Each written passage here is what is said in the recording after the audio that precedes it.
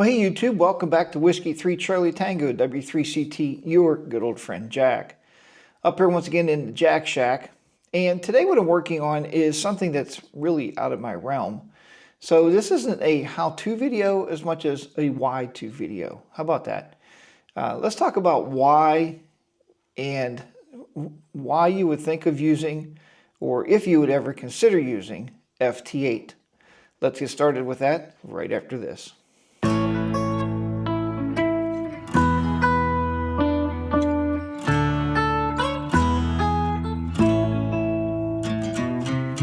Okay guys, so as many of you have been watching my hex beam series, having the hex beam has been an absolute, and I hate using this word, a game changer.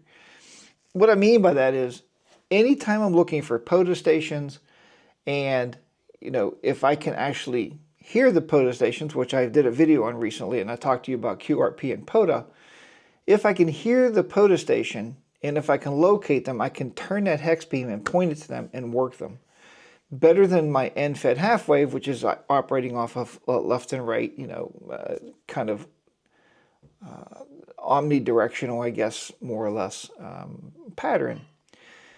So what I found, though, is in the mornings, when I come up here to the shack, there's not always a lot of CW traffic going.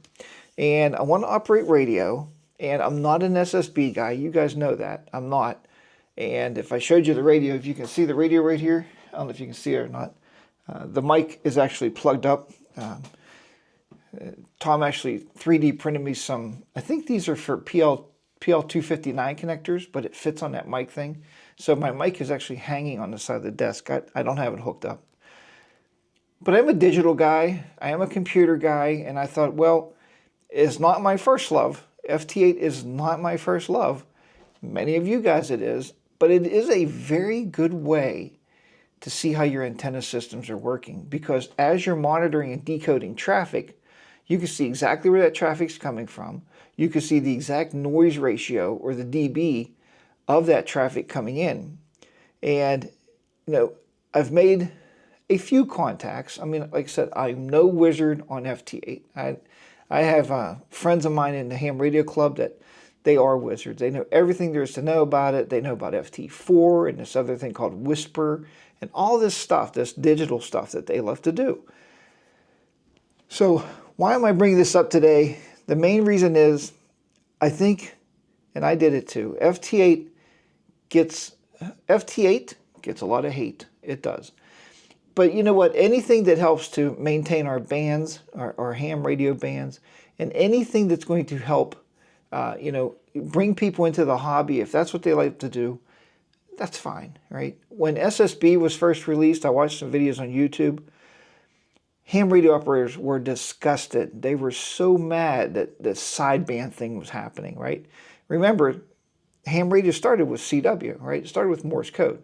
So with that said, I'm not going to talk anymore because I hate that I talk too much on these videos, and I'm sorry about that. I'm going to go over to the computer now, and hopefully my audio is going to work out with the camera. I'm trying to record audio on the camera and record some screen capture, okay?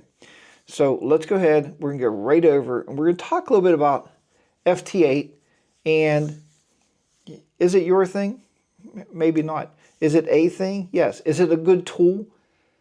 Yes, it is. It's a good tool. Okay, let's go ahead and check it out. All right.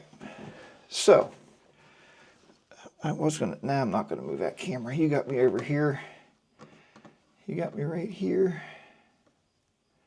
If you can see me.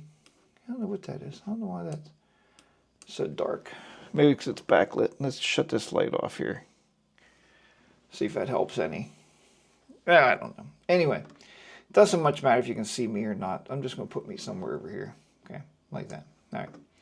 So anyway, on FT8, like I was saying, what's cool about it is once you have it decoding, you can start looking here. And this over here is something called PSK reporter on the left. Okay. These are different places that, signals are being heard. So look at the amount of traffic that you have. Now, consider this. Let's go here and I'm going to show you the amount of traffic we have. Now we're on, that's 17 meters. Let's go to 20 meters. Okay, we'll hit go. All right. So these are the different times when I was being heard. If you look at the different times here, and it'll tell you down at the bottom where you were being heard at, and it gives you a signal report.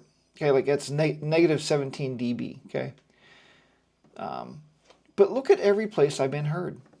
All right, so that's pretty awesome, I think. But let's go up here and see if we can change this to CW. Now look what's been heard on CW. Look at the amount of traffic. Really nothing. I mean, nothing that to write home about. And if you look on the radio itself, which I don't have a camera on the radio, you'll see on the radio that there's not a whole lot of CW traffic, okay? So what this gives me, though, is gives me the opportunity to work on the radio and use some radio stuff. I have to be honest with you, I'm not, like I said, I'm not a guru with this, okay? I'm not a guru. I don't know why my camera is so bad over here. I don't know why the camera is so bad. It's interesting. Anyway, whatever. All right. Like here, I'm not too great on these numbers. Negative 19 means that it's 19 dB below the noise level, something like that. But if you got like an 8, here's an 8. Now if I want to communicate with this guy, all I got to do is click on his name and double click it. As soon as I do that, my transmitter is transmitting. And I wish I could bring his camera over here a little bit more. Maybe I can. Let's see if I can get this camera over here a little bit more. Okay. All right, so we'll try to do this here. But you'll see my radio transmitting, and you'll see over here on the screenshot, okay, that it is transmitting back to this KJ5 JVS, okay. Now, the thing I don't like about this FT8 is it's really impersonal. Like, there's no personal connections to this whatsoever, I don't believe. This is like my computer is talking to his computer. Okay, listen to the sound it makes. Okay. Now, when it turns red, look how it turned red up here, if you can see this. That means he contacted me, he got me. Okay, and it'll go through this sequence. So right now, I'm sending him a signal report. All right. And so this guy looks like he's in KJ5, probably Texas. Okay, to be assumed anyway, not really, we don't know that for sure. Okay, you can see here where it's saying Roger, Roger, Roger. And this is what happens once you're done. Okay, now what I try to do with it is I go back to QRZ and I'll look up some information about this person. Okay, so I'll do KJ5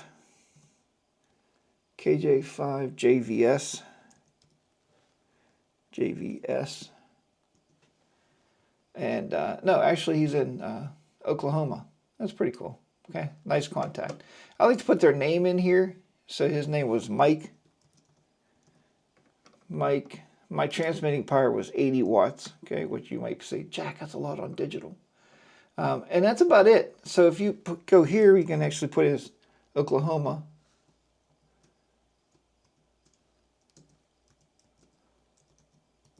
Okay, Oklahoma. And just hit OK, and that'll log it. Now, I cannot keep rumlogmg up with this software. That's a downfall because I can't auto log into my software. The reason that is because both of those programs are using the cat control. So I have to run one or the other. Okay, that's the way it works. Here's a POTA station. So if I want to grab a POTA station, I'm going to do that. I do like making some POTA contacts. I got some over FT8. But again, I am 100% a CW guy. But you can see where the benefit of this is. So if you're not trying to use FT8, or you're one of the naysayers going, that's just, you know, that's a stupid mode. There's a lot of people using it, guys. A lot of people using it. Look at that, and I picked him up. I picked up the POTA station. KJ5. So he's probably on the Parks on the Air. He's probably on here. FT8. He's not on there. That's interesting. 20 meters, but he's not there. So he's not even advertising himself. He's just sending it out there, okay? But anyway, we can still look him up. Okay, KJ5. KJ5. So in looking people up, it makes me feel I'm more interacting with FT8. So here he is right here. Okay, licensed back in 2024. It's been operating a long time. He's an armor crew chief in the U.S. Army. So QRZ, you know how QRZ works. I look up his name. I got his name here now. And where is he from? It looks like he is from Texas. Okay. Now once I get these done, what I do is I'll take this, then I go over to File, Open Log Directory. When I go in here, I grab the log out for today. Here's the log, the ADI file. Okay, I right click on it and I copy it. And what I have here is FT8 logs. I paste it. And then what I'll do is I go in here and I rename this. August. Today is the, I'll date this one. I'm not going to date it. I'll just tell you it's August. Because this is coming out probably in September. But then what I'll do is when I open rumlogmg, I can import that into my logbook. Okay. Well, here we go. Did I close this now? Why is it closing? That's weird. There we go. Okay. So anyway, but yeah, like I said again, I am not a guru on this at all. Here's another POTA guy right here. So if you want to pick up some POTA areas, some POTA contacts, this is a nice way to do it. As you can see, Texas, my beam right now is pointed towards, here, let's get a look at the beam. The beam is pointed southwest, so that's where it's heading. But yeah, this has been an absolute great way. I got him down here. See, he's right here. He's in red. So now my computer's contacting him. It's giving him a signal report of a R-09. He gave me a +07. Okay. So there. I mean, a couple new POTA contacts. Okay. But anyway, yeah. I just wanted to explain that I was a naysayer. I was one of those guys like, why do I want to use my computer to talk on the radio? That's just being silly. Until I started playing around with it a little bit. It's a great way to make a lot of contacts. And a lot of these guys don't communicate any other way. So, hey, his name is like my son's, Zach. Zach. This guy's in Wyoming. There you go. My power again was 80 watts. Okay. So you can see how fast and easy that was. Okay. All right. I think that's all I got to say about that. I don't know why that camera's doing that. It's really weird. There's dust in there? Nope. All right, I'm going to try to bring his camera back here. Try to get my big head back in here.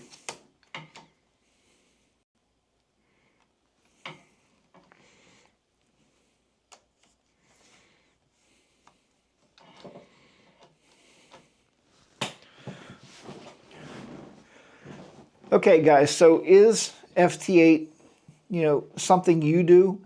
You may be a naysayer and be like, Jack, I would never touch that stuff. That's horrible. The truth of it is, I mean, we have modes on the radio, digital modes. Digital modes, FT8, I know, travels it travels on a way less spectrum even than CW. It's so tight. And there's so many signals in there that's decoding at one time. So is it something that I would switch to? No. I'm a CW guy. Lately, I've been doing a lot of CW rag chewing with people overseas, especially Europe in the evenings. I turn that hex beam basically northeast, And I just start sending CQs, and I always get a reply. I'm going to have a follow-up video on that about hex beams, power outage, your transmitting probabilities, and the issue could be receiving probabilities, but I'll talk about that on another video. Guys, thank you for watching this video. I do appreciate it. I hope it's something you liked. I mean, I don't know if you guys do this stuff or not, but I kind of like to play with all modes on the radio because when I sit down, I want to make some contacts. I want to communicate. So why not? You know, why not jump on a bandwagon and give it a go? Take care. If you're not subscribed, why not? Click that subscribe button. Give this video a big thumbs up. I would truly appreciate it. But more than that, guys, just help me build a community. I think that's what this is all about. And the comments and the suggestions and the positive feedback has been very rewarding. The constructive criticism has been a huge help. Thank you so much for that. Guys, take care. This is Whiskey 3 Charlie Tango, W3CT, your good old friend Jack. This is my ham radio journey in the Jack Shack. Talk to you next time. 73s. Hope to catch all of you on the airways. Bye for now. Take care.